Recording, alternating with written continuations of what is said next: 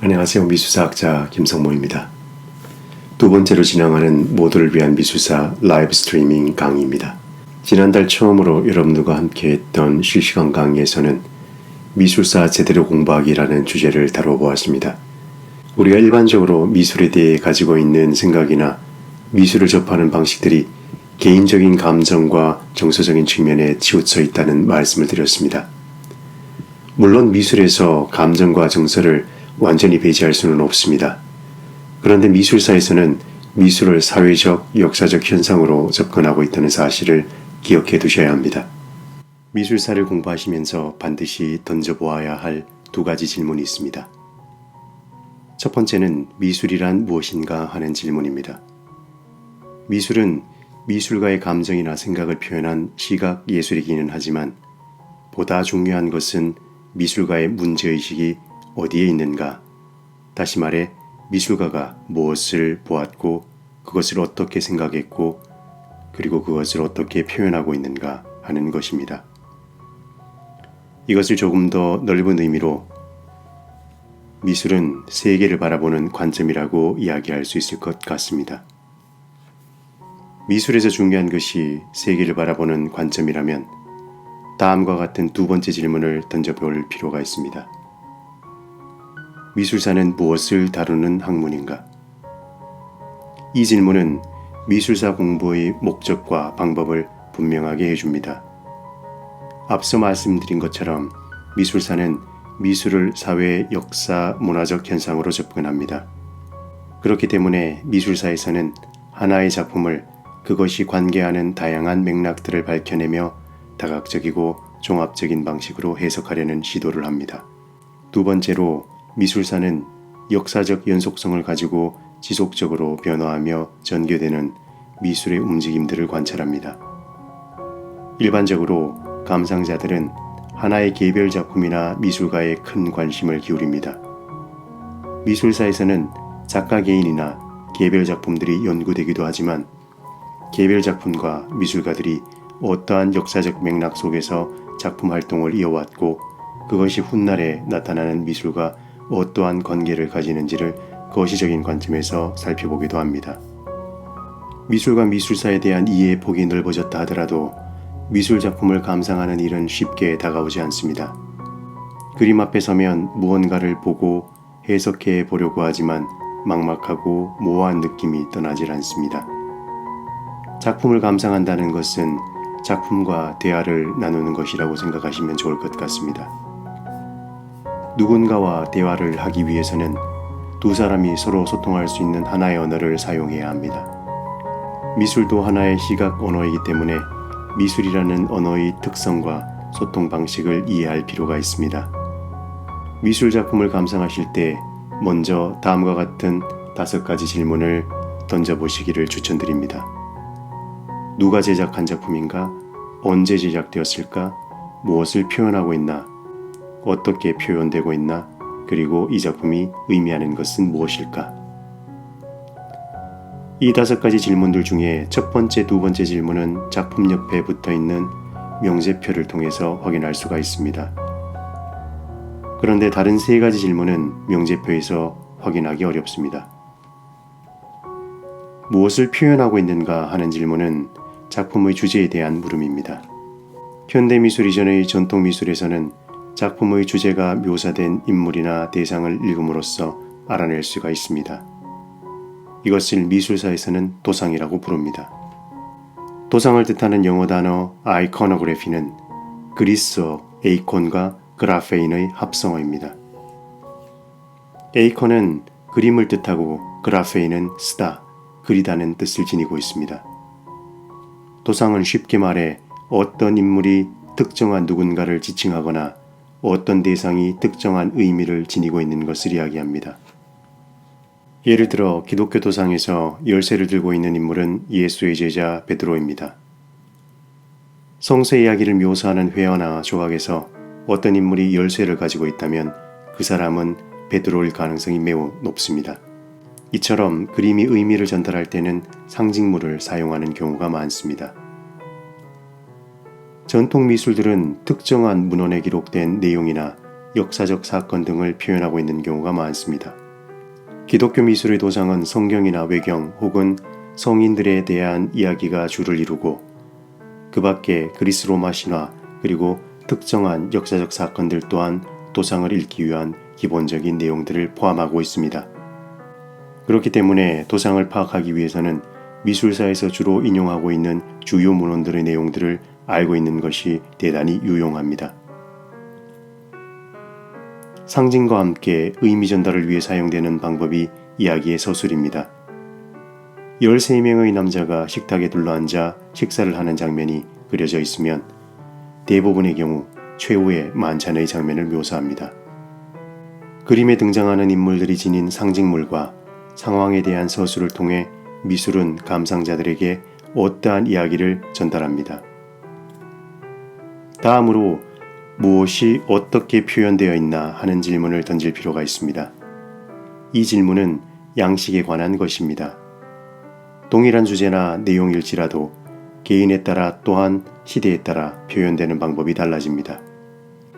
양식은 일정한 시기 동안 광범위한 지역에서 나타나는 공통된 미술 형식으로 정의될 수 있습니다. 패션이나 헤어스타일의 유행을 생각해 보시면 이해가 쉽게 됩니다. 한 시대에 함께 사는 사람들은 개개인들이 자신의 스타일을 추구하겠지만 시대를 함께 공유하고 있기 때문에 우리도 모르게 큰 유행을 따르고 있어 형식의 유사성을 보일 수밖에 없습니다. 미술에 나타나는 이러한 형식적 유사성을 양식이라고 부릅니다.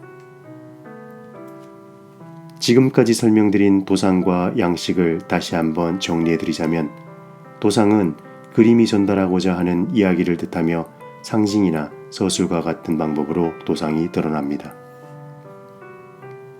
양식은 미술 작품의 스타일을 말하는데 일정한 시기 광범위한 지역에서 나타난 형식적 유사성으로 이해하시면 됩니다. 그렇다면 실제로 미술 작품을 도상과 양식적 측면에서 분석해 보도록 하겠습니다. 기독교 도상에서는 참수된 남성과 관계된 2명의 여인들이 등장합니다. 한 명은 구약시대 인물로 적장 홀로페르네스를 무찌른 유디트라는 여인입니다. 그리고 다른 한 명은 신약 성서에 등장하는 여인으로 세례자 요한을 죽게 한 살로메입니다. 유디트는 구약 성서의 외경인 유딧기에 등장하는 여성으로 베토리아 마을의 과부로 아시리아 군대가 쳐들어왔을 때 적진에 들어가 적장 홀로페르네스를 유인해 그의 목을 자른 용감한 여인입니다. 그렇기 때문에 유디트를 묘사한 그림에서는 대부분 젊은 여인이 칼을 들고 직접 적장의 머리를 자르는 장면이 묘사되어 있습니다. 이 작품에서도 파란색 드레스를 입은 젊은 여인이 등장하고 여인의 발 아래 칼이 놓여 있으며 그림 좌측 하단에 잘린 남자의 머리가 눈에 들어옵니다. 따라서 이 그림의 주제는 유디트와 홀로페르네스입니다. 다음 작품은 사건의 상황을 서사적으로 묘사하고 있지는 않지만 젊은 여인이 주인공으로 등장하고 그녀의 손에는 칼이 들려 있으며 남자의 머리가 그려진 것으로 보아 유디트와 홀로페르네스가 확실합니다. 이 작품에서도 역시 앳된 모습의 젊은 여인이 그려져 있습니다. 그녀는 긴 칼을 들고 침대에 누워있는 한 남자의 머리를 잔혹하게 자르고 있습니다. 이 그림의 주제 역시 유디트와 홀로페르네스입니다. 지금 보시는 이 그림에는 우아한 드레스를 입은 여인이 나타납니다. 오른손으로 살며시 커튼을 열고 들어온 그녀의 손에는 한 자루에 칼이 들려 있습니다. 갑옷을 벗어두고 잠에 흠뻑 취해 있는 건장한 남성이 보입니다. 그림 속 여성이 남자를 죽일 것이라고 100% 단정할 수는 없지만 도상적 전통과 묘사된 장면의 정황상 남자의 운명이 쉽게 예상됩니다. 이 그림 역시 유디트와 홀로페르네스의 이야기를 그리고 있습니다. 잘린 남자의 머리와 관련된 또 다른 여인이 살로메입니다. 살로메는 신약시대 유대의 지배자 헤롯의 의붓딸로 그녀와 관계된 이야기는 신약성서 마가복음 6장 14절에 기록되어 있습니다. 헤롯의 생일날 살로메는 의붓 아버지를 위해 춤을 춥니다. 그녀의 춤에 매료된 헤롯은 모든 소원을 다 들어주겠노라고 약속합니다. 살로메는 어머니 헤로디아의 청에 따라 세례자 요한의 머리를 베어 접시에 받쳐달라는 소원을 말합니다. 세례자 요한은 예수에게 세례를 준 인물로 종교적으로 의로운 사람으로 존경을 받았던 인물입니다. 그런데 살로메의 어머니 헤로디아가 그를 몹시 미워했습니다. 그 이유는 그녀가 현재 남편인 헤롯의 동생 빌립과 결혼을 한 후 이혼을 하고 나서 그의 형인 헤롯과 다시 결혼을 한 것을 비판했기 때문입니다. 살로메의 소원대로 세례자 요한은 머리가 잘리면서 숨을 거두게 되었고 그의 머리는 접시에 올려져 헤로디아에게 바쳐졌습니다. 여기서 주목할 점은 살로메가 직접 세례자 요한의 머리를 자른 것이 아니라는 것과 참수된 세례자 요한의 머리가 접시에 올려져 받쳐졌다는 사실입니다. 이 그림은 1462년경 화가 베노쪼 고촐리가 완성한 작품입니다. 이 그림은 흥미롭게도 하나의 화면에 여러 장면들이 동시에 그려져 있습니다. 화면 우측에는 살로메가 헤롯 앞에서 춤을 추고 있는 장면이 묘사되어 있습니다. 좌측에는 갑옷을 입은 군인이 칼든 팔을 높이 들어 올리며 무릎 꿇고 기도하는 세례자 요한을 참수하는 광경이 나타납니다. 그리고 후경에는 접시에 올려진 세례자 요한의 머리가 헤로디아에게 바쳐지는 장면입니다. 이 그림에서 볼 수 있는 것처럼 젊은 여인이 등장하고 잘린 남성의 머리가 접시에 올라가 있다면 살로메와 세례자 요한이 거의 확실합니다. 그런데 그림에 나타나는 도상이 언제나 이처럼 명확한 것은 아닙니다. 이중적인 도상이 나타날 수도 있고 전달하는 내용이 모호하게 그려져 있어 도상을 정확히 분석할 수 없는 경우도 왕왕 나타납니다.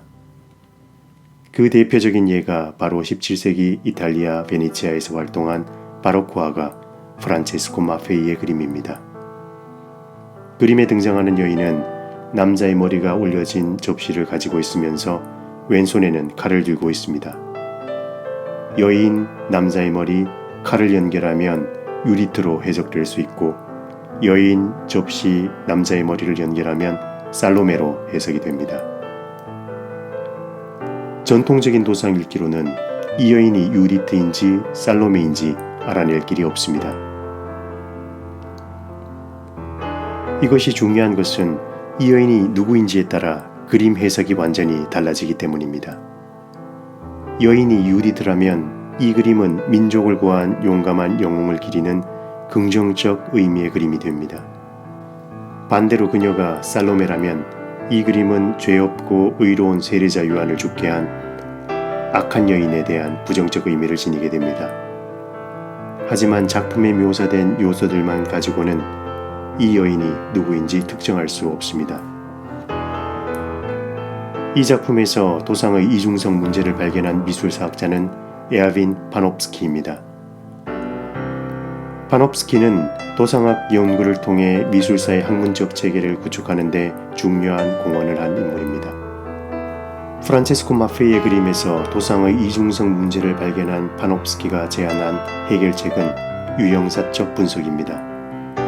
이 그림이 그려졌던 당시 북부 이탈리아 지역에 이와 유사한 사례가 발견되는지를 조사해 봅니다. 그 결과 당시 일반인들 사이에서 접시에 담긴 세례자 요한의 머리를 묘사한 조각을 집에 보관하며 그의 죽음을 기리며 기도를 올리는 것이 유행했다는 사실을 알아냅니다. 그렇다고 해서 그림 속 여인을 살로메라고 단정할 수는 없습니다. 그녀가 칼을 들고 있기 때문입니다. 파놉스키는 유디트와 살로메와 관련된 또 다른 미술사적 증거들을 수집합니다. 그리고 칼이 가지고 있는 전통적인 도상적 의미에 주목합니다. 칼은 전통적으로 정의를 상징합니다. 여러 사료들을 조사해 본 결과 유디트가 홀로페르네스의 머리를 접시에 담아 들고 있는 작품들은 발견되었지만 반대로 살로메가 정의를 상징하는 칼을 들고 있는 예는 단 한 번도 발견되지 않았습니다. 이 작품을 통해 살펴볼 수 있는 것처럼 도상은 단순히 인물이나 의미를 파악하는 수단일 뿐만 아니라 작품 해석의 결정적인 근거가 되지만 항상 동일한 것으로 전해지는 것이 아니라 상황에 따라 시대에 따라 변형되고 변화한다는 것을 알고 있어야 합니다. 지금까지 유디트와 살로메를 예로 들어 도상적 측면에서 작품을 분석해 보았다면 이제 양식적 측면에서 작품을 살펴보겠습니다. 지금 보시는 이 작품은 이탈리아 르네상스 화가 안드레아 만테냐가 1495년경 그린 것으로 그림의 주제는 이미 살펴보았던 것처럼 유디트와 홀로페르네스입니다. 그림에는 두 명의 여인이 등장합니다. 두 인물들의 위치와 크기 그리고 입고 있는 옷의 색채만 보아도 누가 주인공인지 쉽게 알아차릴 수 있습니다. 화가는 작품의 구도와 색채 등과 같은 회화적 장치들을 통해 감상자의 시선이 화면 위를 배회하지 않고 곧장 칼을 들고 있는 유디트로 향하도록 했습니다. 우선 중앙에 위치한 주인공 유디트는 다른 인물에 비해 크기가 월등히 큽니다. 두 사람은 적장의 목을 벤 후 막사 앞에서 참수된 홀로페르네스의 머리를 자루에 집어넣고 있습니다. 유디트는 화면 중심에 서 있을 뿐만 아니라 머리 위로 막사 입구가 삼각형 모양으로 말려 있어 그녀의 존재감을 부각시켜주고 있으며 동시에 안정감 있는 화면을 만들어냅니다. 유디트가 취하고 있는 몸 동작 또한 언급할 필요가 있는데 한쪽 다리를 살짝 굽히고 반대쪽 다리에 무게를 실어 안정감 있게 서 있는 이러한 자세를 콘트라포스토라고 합니다. 루브르가 소장하고 있는 유명한 밀로의 비너스를 비롯해 대부분의 고대 조각 작품들이 바로 이 콘트라포스토 자세를 취하고 있습니다. 다양한 조형적 관점에서 안드레아 만테냐의 유디트와 홀로페르네스를 분석한 결과 비례와 균형, 조화와 통일성이 강조되어 있다는 것을 알 수 있습니다. 바로 이러한 특징은 르네상스 시대 전반에서 발견되는 양식적 특징입니다. 다음으로 살펴볼 그림은 앞선 그림보다 대략 80여 년 후인 1577년경에 제작되었습니다. 후기 르네상스 베네치아에서 명성을 날린 자코포 틴토레토라는 화가의 작품입니다.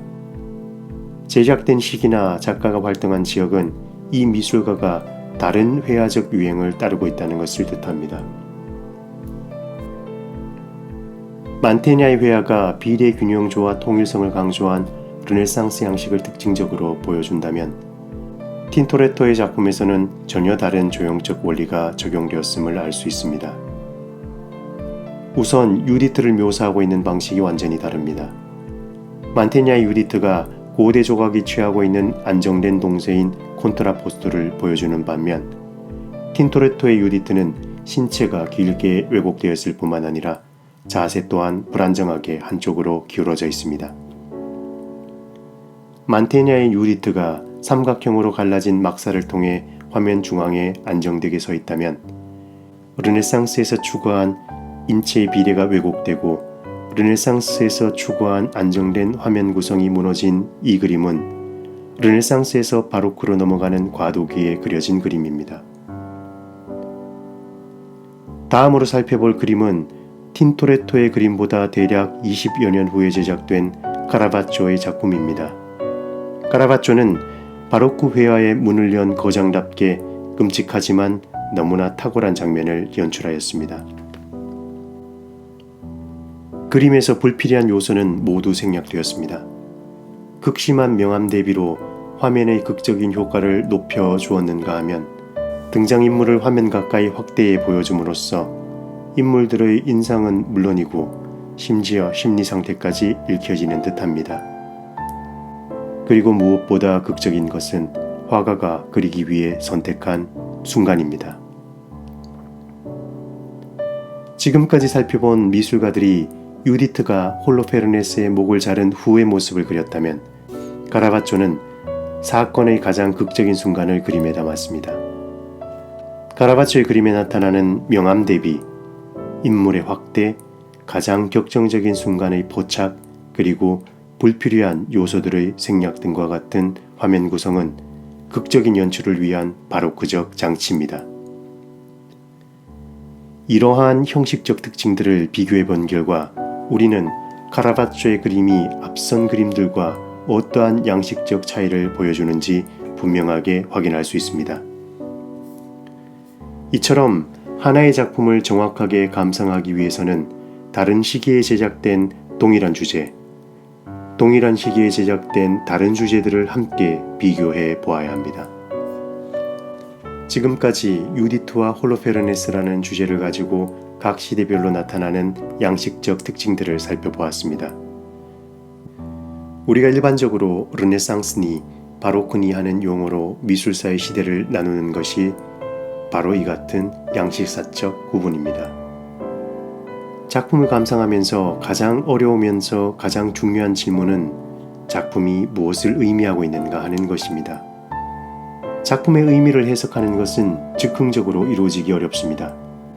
앞서 설명드린 작품의 주제는 상대적으로 간단한 지식의 도움으로 쉽게 해결될 수 있고 양식의 문제는 직접 작품을 눈으로 보면서 찾아낼 수 있는 것이지만 해석의 경우에는 사정이 완전히 달라집니다. 작품의 해석은 작품과 작품을 제작한 미술가 그리고 그가 살았던 시대적 상황과 미술사적 맥락뿐만 아니라 경우에 따라서는 철학사상 혹은 자연과학 이론 등 미술 외적 지식을 종합적으로 고려해 이루어지는 과정입니다. 그만큼 작품 해석이 어려울 수 있다는 말입니다. 우리가 작품 감상을 힘들어하는 이유가 여기 있습니다.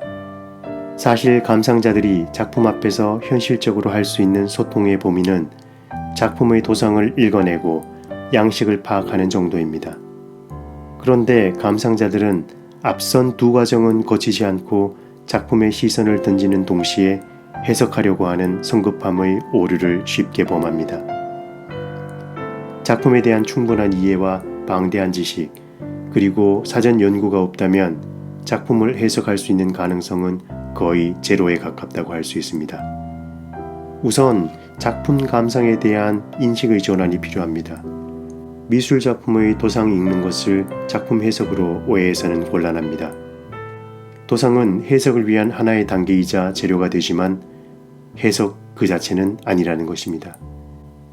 이 점을 거듭 강조드리면서 강의를 마무리하도록 하겠습니다.